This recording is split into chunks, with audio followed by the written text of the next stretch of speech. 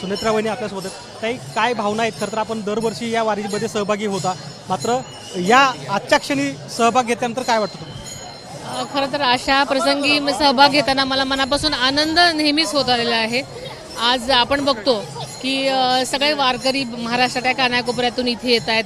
हे सगळेच माझे शेतकरी वयोवृद्ध लोक असतात आणि यांच्याबरोबर पालखी प्रसंगाला हजर राहायला मला नेहमीच आवडतं आणि तुकाराम महाराजांचे आशीर्वाद घ्यायला नेहमीच आवडतं. तुकाराम महाराजांच्या याच पालखी सोहळ्यासोबत आपले आणखी ऋणनु बंद आहेत. विशेष म्हणजे ज्यावेळी हा पालखी सोहळा बारामतीमध्ये येतो त्यावेळी या संस्थांच्या सगळ्या मंडळीचा सत्कार होतो, अगदी सगळी व्यवस्था होते, तर त्याची तयारी कशी सुरू? त्याची तयारी नेहमीप्रमाणे सुरू आहे, कारण तो आता दरवर्षीचा प्रघात असल्यामुळं आपापच सगळ्या तयारी चालवल्या आहेत आणि चांगल्या रीतीने सगळेजण आमच्या घरी येतात, प्रसादाचा आस्वाद घेतात आणि तो एक आमच्यासाठी मोठा आनंदाचा क्षण असतो.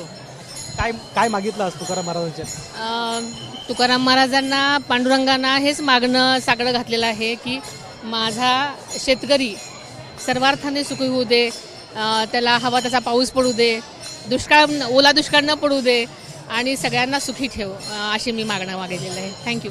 खासदार सुनेत्रा पवार ज्या मागणं करतायत की तुकारामाच्या चरणी त्यांनी ओला दुष्काळ पडू देऊ नको आणि एकूण शेतकऱ्याची काळजी घ्या, अशीच मागणी केल्याचं ते आपल्याला सांगतायत. कॅमेरामन आयुब कादरीसह गोविंद शेळके, ABP माझा, Dehu. Website, YouTube, Facebook, Instagram, x platform अनेक, पसंती एक.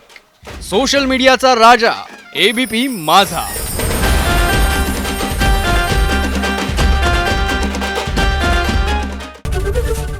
ABP माझा, उघडा डोळे बघा नीट.